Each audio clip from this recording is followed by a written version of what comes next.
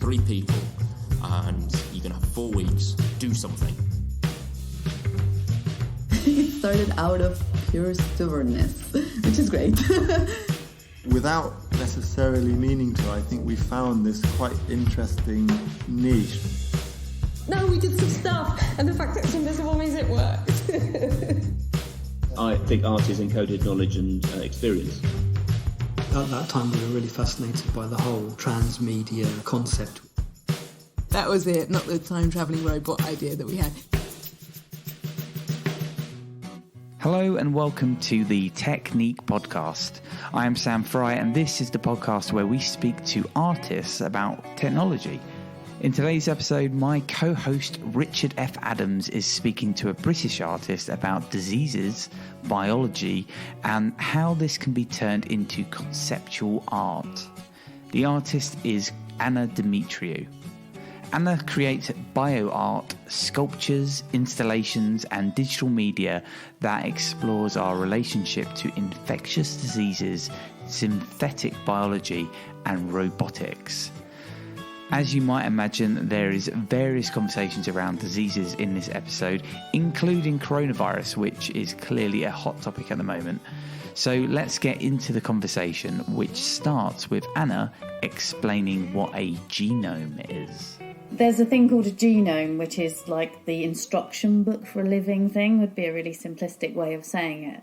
We can now read these genomes from the organism, so we can find out the instructions that they use to exist.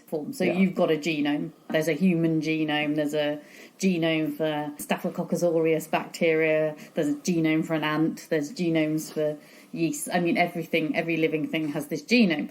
And we didn't used to be able to have access to this. We didn't know what DNA looked like. We didn't know how to read it.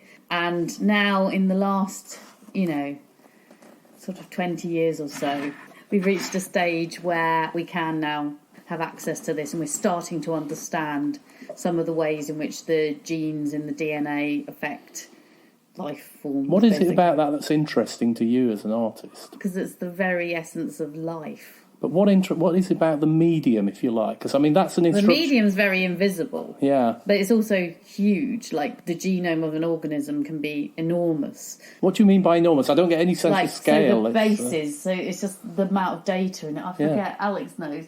Yeah, so, I mean, so you've got all this data you're working with. But, bacteria have much shorter genomes, like 2.8 million bases for a Staphylococcus aureus bacteria. So now we can read the genomes of bacteria and we can look at them in terms of like where they came from, because if there are minor changes in the bases, you can literally see that this strain is related to this strain, came from this strain, so you can tell who gave it to who. And this is, in fact, how we track our own evolution and adaptations through millions of years. I mean, we can do to an extent, but if they have the access to the DNA, of course, that's when it gets subject to having DNA. Yeah, so it's corrupted over time. So in the you go back to sort of mammoths. So they've been looking for really fresh mammoth. Didn't they find one DNA recently?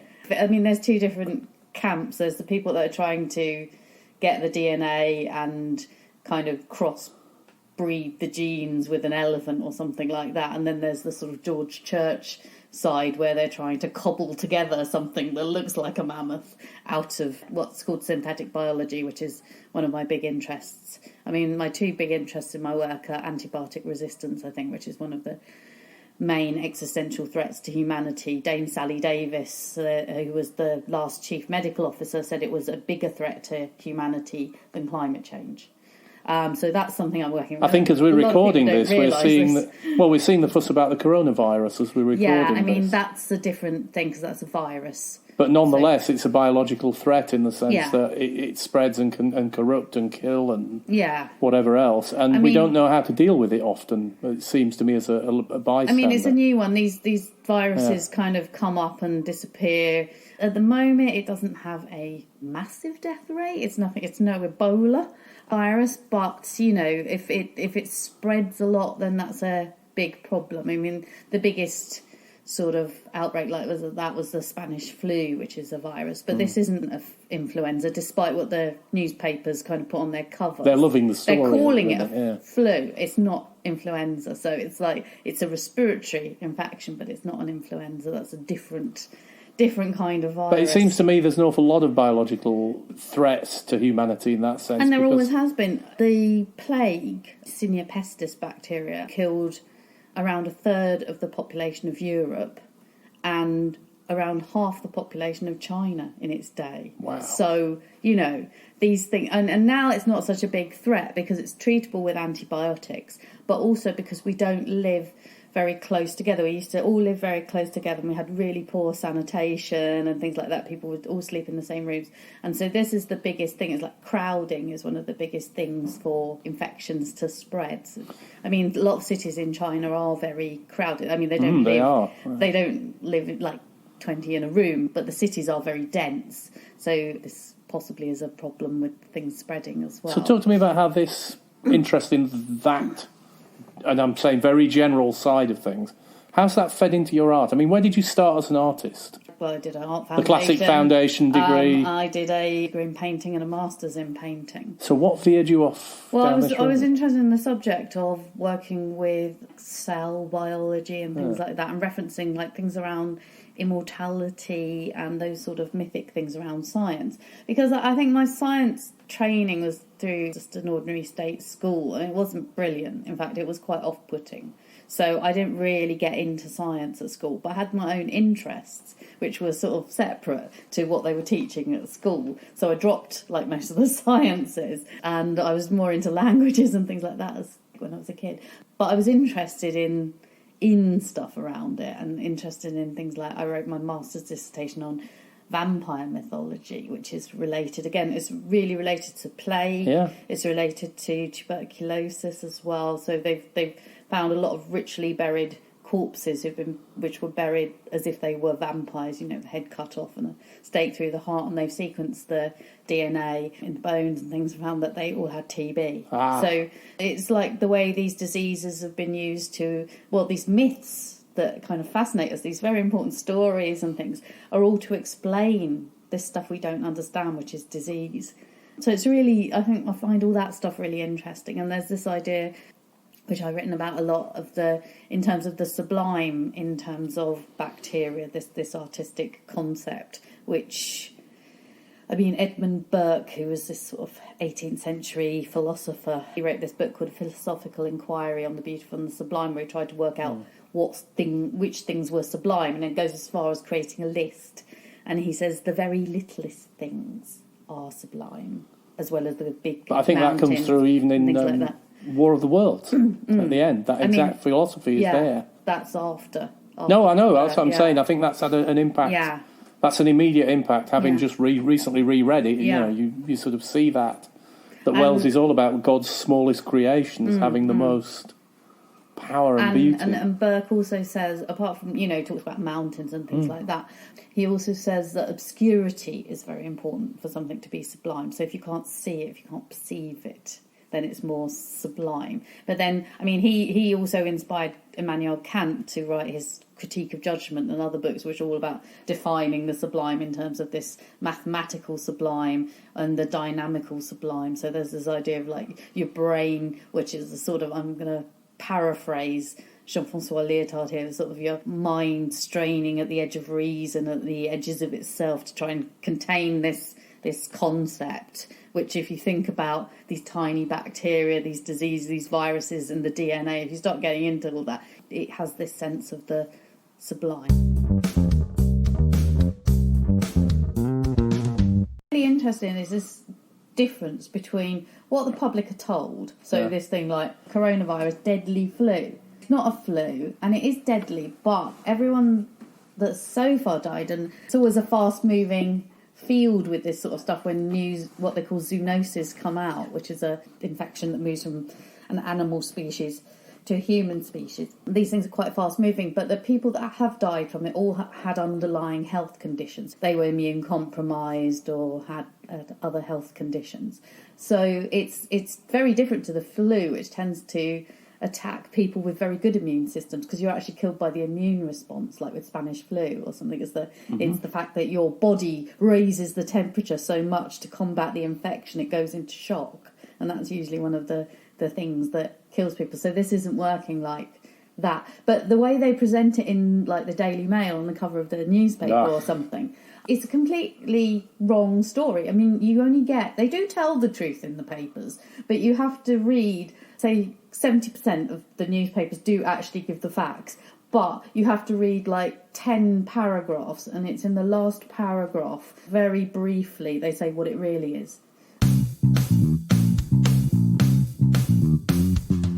The purpose of television or the purpose of newspapers is to sell more newspapers. Yeah. And the way they do that is that they try and make you want to follow this story. And they soapify you're more it almost. likely to follow a story that you're scared or worried about than something nice. People don't tend to pick up the papers just to hear about some flowers bloomed today that were particularly nice. That doesn't come in the news. It's this sort of scary thing, and you have to keep following the story. It's the same with the TV news, and it's to keep you watching. It's that the purpose of the TV news is to keep you watching the news. It's not to inform you about the news. It's to get their numbers up. It's to get their advertising revenue, or in the case of the BBC, prove their relevance to the government or something Audience like appreciation that. index and all that. Yeah. Grand opinion on this. It's best to kind of reflect back on the news like 6 months hence and see what really happened. The thing that was a question on QI last night was about my MRSA quilt, which is a quilt designed to communicate. So this is a physical quilt? It's a physical quilt that has squares on it which are impregnated with MRSA bacteria grown on a blue chromogenic agar. So it's a colour-changing agar that makes the bacteria grow in a certain colour on it. Mm-hmm. So the bacteria becomes blue. And then I grew the bacteria on the quilt squares. This is with the Modernising Medical Microbiology Project at the Royal Sussex County Hospital here, Public Health England, and Modernising Medical Microbiology at the University of Oxford. And I grew the bacteria on the quilt squares, and I used antibiotics to pattern the quilt squares, because I think before we started this interview you were saying, well, you can't really control bacteria, they're this chaotic thing, but you can control them with antibiotics. I think I was expressing my complete ignorance on it. You can stop them from growing, you can make them grow in certain shapes and patterns and things, and the combinations of like two antibiotics can cause weird effects as well. I mean, go back to that thing you said about you chose blue, for instance. Well, it is... As an artist, what sort of colours can you choose? How do you deal with that? There's in this case, there's a choice of two with Staph aureus. Ah, right. There's one that grows black, and there's its natural colour, which is yellowy, hence the name. Staphylococcus means round bunches of grapes that are golden, aureus. Okay. Round golden bunches of grapes. And that's basically what it looks like. So it's these little round colonies as well, and the actual bacteria under the microscope are round. But if you don't stain them, then you can't really see them very well. And as a diagnostic test in medicine, I mean, the technology is moving on constantly, so they have new tests now for diagnostic, but they have this test where you've got these agar plates that have got this special dye in them. They look kind of yellow, yellowy cream coloured stuff. Agars are kind of seaweed jelly. I remember agar jelly from school. Yeah. It's one of the few things. So it's a jelly made out of seaweed, but it's a really high-tech thing now that they've done all this specific diagnostic stuff. And this one's got a dye in it, so when the bacteria, if it's MRSA or if it's Staph aureus, depending on which of the ones you buy, because there are two, it will grow blue. So there's one where only MRSA, only the drug-resistant Staphylococcus aureus, as MRSA means methicillin-resistant Staphylococcus aureus, so it's resistant to an antibiotic called methicillin, which is related to penicillin. It will grow blue, basically. And then the non-resistant one will grow yellow. What I did was I got the agar and I laid cloth on it. One of the chaps I was working with, James Price, said to me, and it looks really nice. It grows this. He's a microbiologist, and he said it grows this nice kind of denim blue. And I was like, does it? Do you think we could grow that on cloth? And he's like, I don't know. I've never tried it. And obviously, it's pathogen. It's quite a dangerous pathogen, bacteria that can make you ill. So it was like, how are we going to sterilise it? And will the colours stay when we try and sterilise it? Can you keep the colour and sterilise it? And so we didn't know if any of this would work. Wasn't aware that anyone had tried anything like that before. But we grew it on it and we autoclaved it, which is how they clean like operating theatre instruments and things like that in the hospital. And it kept the colour. So I was able to then stitch it together. I made another quilt, which is an antibiotic resistance quilt as well, that was using lots of different coloured agar jellies of all these different chromogenic agars. And I did a piece that was in the Science Museum working with Brighton and Sussex Medical School and Kevin Cole and Greg Cantillon and Martin Llewellyn and Dr. John Paul. It was for a display in the Superbugs show at the Science Museum, but that was just the agar plates that we preserved, so they looked alive but were actually sterile, well, killed. Alive, that quilt? No, that's dead now, so it's all dead, because you couldn't... How do you wash it? Oh, you don't wash it. You don't use it. So it's like asking, how do you wash a painting? Okay. So, it's a real object. It's effectively a painting, and this is what I'm getting to. Yeah. So you're producing effectively an artifact. All the objects that I make are kind of like fine art objects. I come from a fine art background, so I make sculptures and installations and things, but they have and contain and use DNA. So this door, you can see this old antique door. This is going to be about tuberculosis, so I'm going to carve it all over with these holes, which is like you can see on this box I'm pointing at here, which is another work in progress. This is a box that contained a pneumothorax machine, which was used for collapsing the lungs of tuberculosis patients. And you can see over there on that table those weird antique looking jars of... They're the cylinders that we use to introduce the jars we're looking at are old, what look like Victorian bell jars with tubes down the middle. They've got that sort of feel about them that you might see in Edwardian surgery drama or something. Yeah. And they were used for introducing air into the lung cavity of patients in order to collapse a lung to give it a rest. But this was a very common treatment for tuberculosis, and I'm very interested in that. So this door will be carved with this effect, which is the kind of texture, these tiny little holes and things I've been working on. I've got a few pieces like this. I really like doing this carving. I have to say what Anna's pointing at the moment is a wooden box that's a bit bigger than a shoebox. In it are these most amazing organic-looking, like the interior of a crunchy bar, the sort of holes. I showed one of the other pieces like this in the Médecins Sans Frontières conference last year in Tashkent, and it was 500 scientists and healthcare workers from all over, and straight away they walked up to me and said, "Oh, lung tissue with TB." Oh, they got it straight away, yeah? If you know what you're looking at, that's exactly what it looks like. But this one's going to be carved with that effect as well. And then I will be rubbing a TB strain of DNA into the holes. Wow. So you won't see it. It won't be dangerous either. No, it's sterile, because DNA is just the instruction book. Of course, yeah. It's just like having a nuclear bomb, but you've just got the instruction book, so that's not actually going to hurt you. Or you've got the wires and everything without the plutonium. Yeah. So it's not even that. No, it's more like it is literally the instruction book. It's the manual. Got you. The piece is about colonialism and tuberculosis, because we have this idea, and the way it is presented again in newspapers is that foreigners come over to the UK bringing these diseases, and we need to close our borders. And actually, when you look at the genomics of it and you compare it to historic DNA or historic organisms, and if you look at the DNA of organisms like that, old TB and things, you can see that actually there's this strain called the Euro-American strain, which is where a lot of the lineage of the ones that are found in places like India now are, because they were taken over during the colonial period, which is what we think has happened. It might turn out to be some different explanation, but the belief is that it was during the colonial era, people travelled to places, these warmer climes, to, take the cure. They didn't have those strains there then,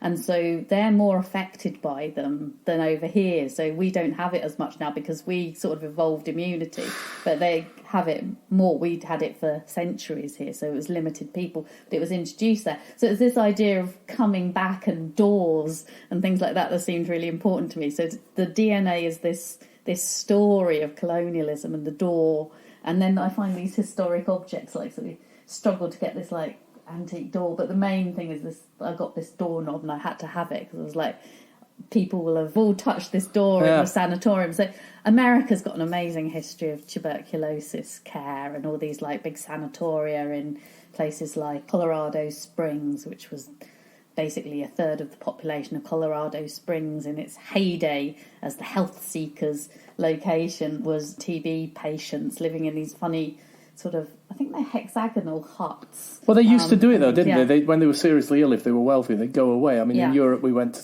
sanatoria in Switzerland and Davos, things like that. Davos, indeed, yeah.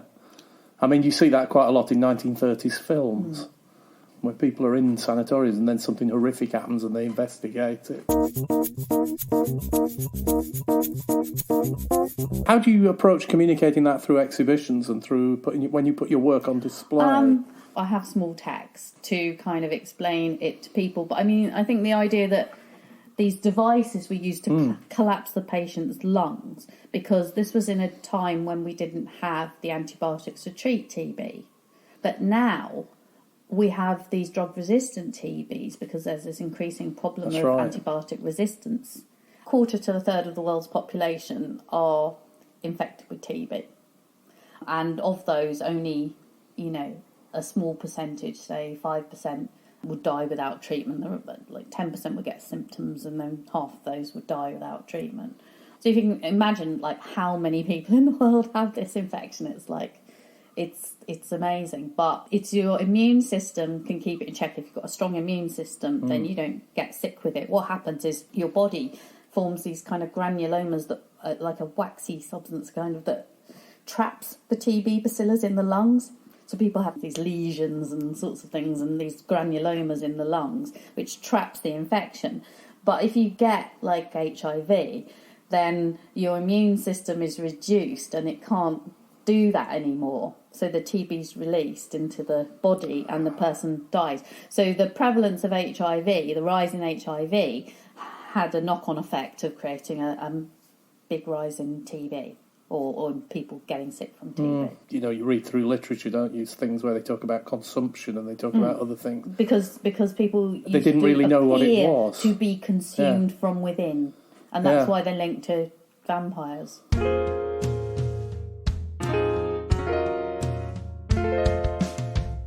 At Oxford, who's still part of modernising medical microbiology, but the project's called Cryptic.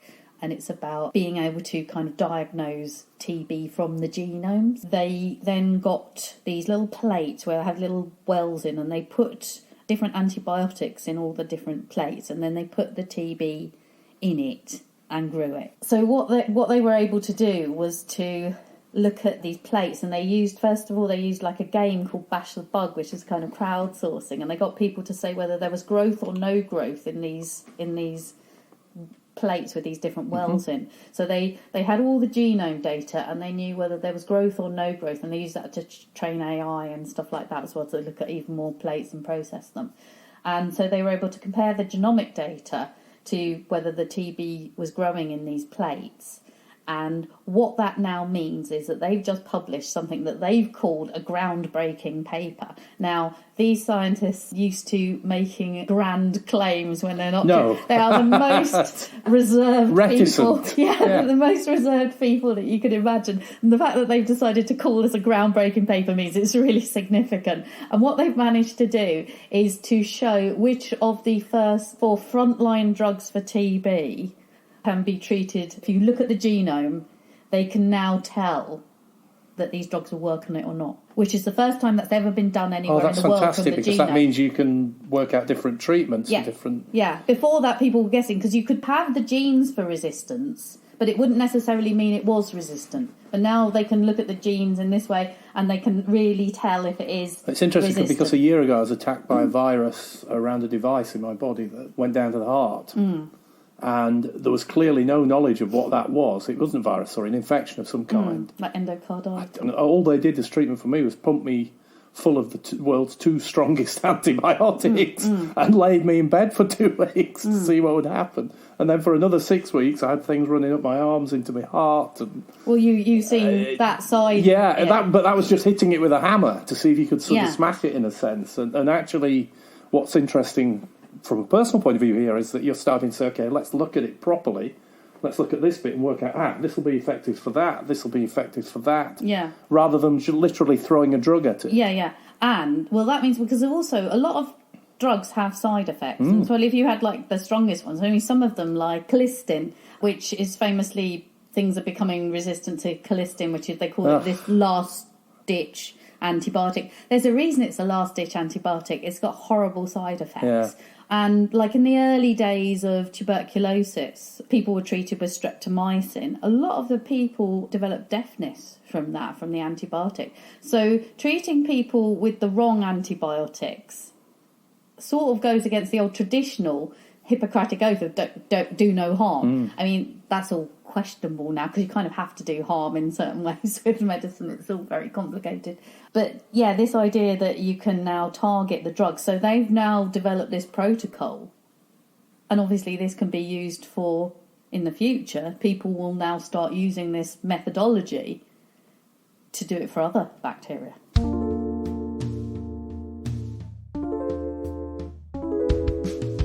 How are you putting all this into your work then? Because, I mean, this is absolutely fascinating. Well, I mean, I work a lot with the stories and make these objects that tell the stories. So one of the pieces I made was about, this is a complicated piece, but I'll tell the story as briefly as I can. The piece was called Make, Do and Mend, and it was in collaboration with the scientists at Oxford and with Oxford Museum of History of Science there, which holds the collection of Florian Chain, who won the Nobel Prize with Alexander Fleming for the discovery of penicillin. Now, Fleming spotted the penicillin, that it was antibiotic, but he actually abandoned the research into doing it because it was too hard scientifically. And the scientists at Oxford University, who are, again, probably very much backwards in coming forwards about what they achieved, so they managed to turn this into an actual drug that could treat people. And the collection there has jars and things, and when they were doing it in the beginning, they treated the first patient with penicillin in 1941, and they were keeping the urine from the patients and re-extracting the penicillin from it. And the patient said that the penicillin that had actually been through the body once was much more pleasant, because it used to be this like boiling substance which was put into the body with a big needle and stuff. This is the early days. And the first patient, they could only keep him alive for 3 weeks because they couldn't make the penicillin fast enough. So they didn't have enough to treat him fully. So in the end, he died. And then they went on to collaborate with some Americans who found, I think on a melon, another strain of fungus that could produce a lot more antibiotic. And so then they ramped up the production and fermentation and stuff. So now we have the drug, and that's the start of the antibiotic age, 1941. It's also right in the middle of World War II.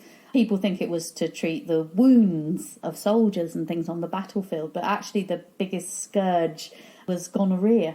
The soldiers all getting gonorrhea, which is really interesting because gonorrhea, and I'm hoping to do a project about it with the National Collection of Type Cultures, because there's an extensively drug-resistant gonorrhea strain circulating now, so it's not treatable. So that's really nasty. But anyway, it's around this time that the UK government launched their Make, Do and Mend programme, where they produced these leaflets saying to housewives should patch and repair things, don't throw your clothes away. If your dress is unfashionable, take it in, do these things, dress it up and don't keep throwing things away. And this idea of Make, Do and Mend is quite interesting. So now we've got antibiotic resistance and antibiotic resistant bacteria, and I've got this antibiotic resistant Staphylococcus aureus living on me, for instance. So I was wondering whether I could take a bacterium kind of back to its 1941 stage and remove its antibiotic resistance gene. And I wanted to do that using this cutting-edge physically, DNA. Genuinely do this to bacteria. I wanted to know if I could do it using this cutting-edge DNA editing technique called CRISPR. It's a synthetic biology technique where you can basically... So that's CRISPR, if I'm clustered regularly interspaced short palindromic repeats is what it stands for. And basically people say you can easily cut and paste DNA with it. It's not that easy, I have to tell you, but it's easier than it used to be. So it takes like 3 months instead of 2 years now to do something like that.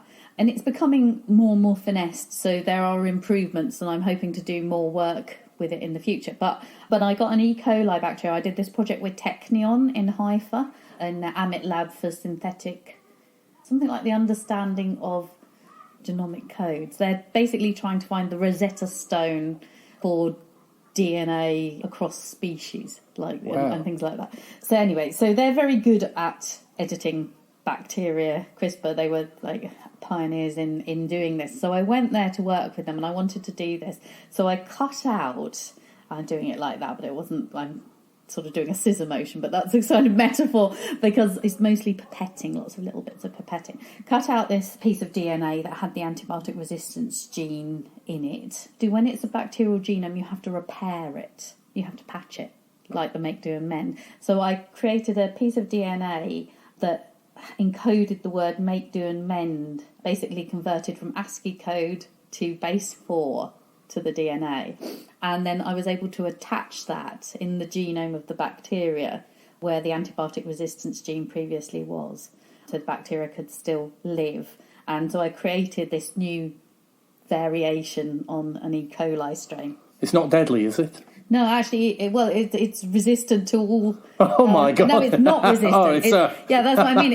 It's susceptible to all... Oh, right, because it's an older version of it. No, because I've cut out... because you've cut it out. Yeah, it's useless. So, no, it's an art project because no scientist would ever do that. You do it the other way around because you want to grow it on a certain agar and test whether it's taken up a gene or whether it hasn't or something. So you'd put those genes in, you wouldn't take them out. It's purely conceptual art. But this is great. So talk to me a little bit about, it is conceptual art actually, isn't it? And talk to me a little bit about the sort of meaning then, artistically. So the make, do and mend thing coincides with the controlled commodity brand, which was called the utility mark. You might have heard of it in like the war, like the 60s and stuff.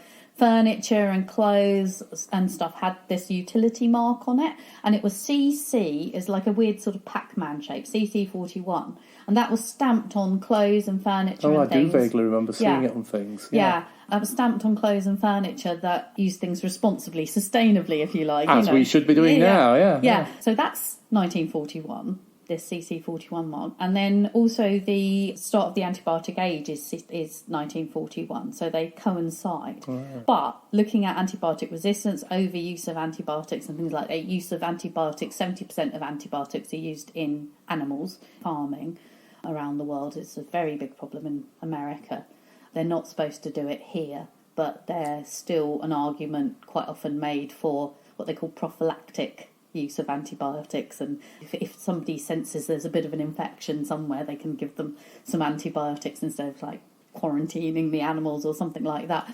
There's a sort of overuse of antibiotics. Also in humans, we don't really know how to use antibiotics because this is all, this we've seen the effects of them, but also we never knew how to. Yeah. So there's research areas called like pharmacokinetics and pharmacodynamics, and that's how the body kind of responds to the drug and how the drug travels through the body and things like that. And these are emerging research areas. We didn't know anything about them. We knew something about them, but we don't know nearly as much as we know now, which is that we don't know much. And so these are emerging research areas, and no drugs are ever tested on children, no drugs are tested on women of childbearing age, and all the drug amounts are inferred from size and stuff like that. People have all got different genomes, different DNA, they process drugs differently, different people from different ethnic backgrounds process drugs differently. So we're kind of still chucking them at people, aren't we? Yeah, to just see what works and see what sticks. Well, to an extent, but I mean, now we know we're doing that. Yeah. Whereas in the past, people were very confident, we do this and this happens. But now we have these access to these new technologies. Now we know how little we know now.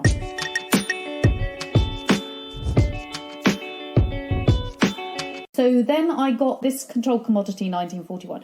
And I thought, well, the antibiotics weren't controlled commodities in the same way that dresses and furniture was. So that was really weird. And then this make, do and mend thing, this idea of patching, because this metaphor of patching reappears in synthetic biology a lot. You've got to patch the genome, you've got to repair the DNA.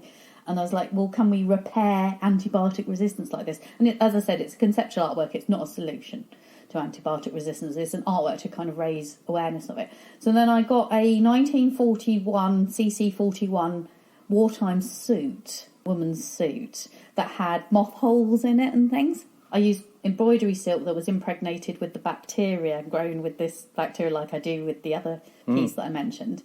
to darn the holes, and I grew the bacteria onto silk and used it to patch the holes in the suit. So the suit becomes this patched and repaired story of this 1941 piece about this idea of make, do and mend. Can we go back? The start of the antibiotic age, and then it's displayed with like leaflets and things like that. And there's another version of it that's also displayed with the plasmids that are used to do the transformation on the bacteria.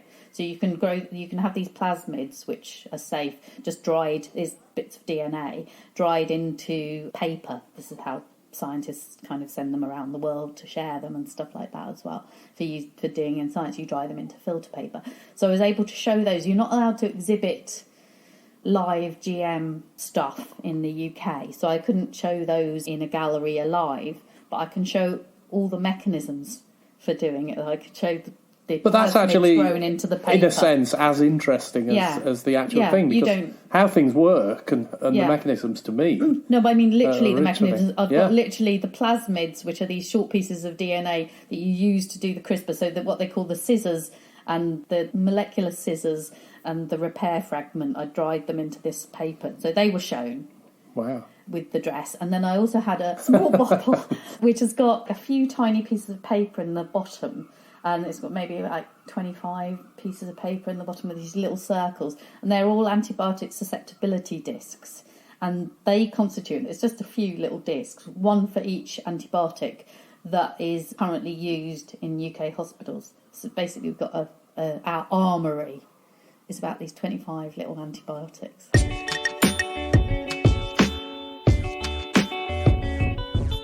How do people react to this? Because obviously you've got an audience of science people, but how do people off the it's shown in art galleries and art museums. So what do they say to you about it? Older people understand the history of it and they've had experiences with it, and younger people are interested in the science behind it, also the aesthetics of it, and the fact that you're confronted by these bacteria but they are sterilised, or sometimes they're shocked.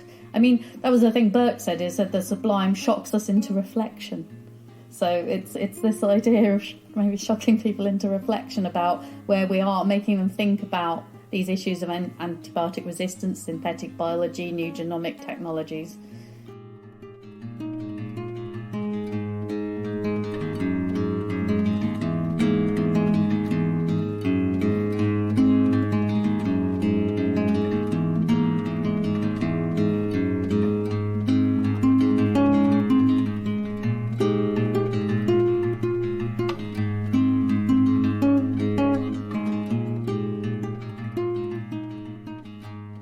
There we go. That was the latest episode of Technique.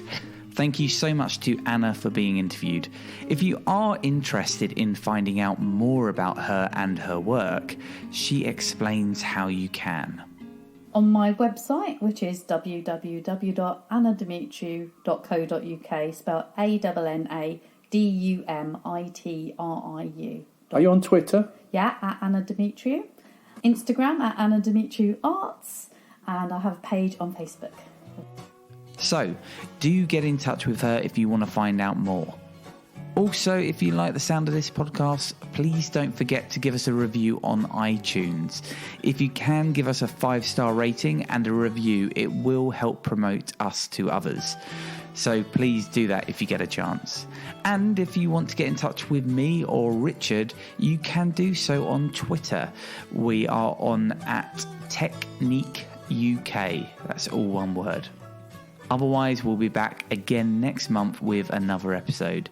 In the meantime, take very good care of yourselves, quite literally in the case of this episode. Take care, and we'll speak to you again next month.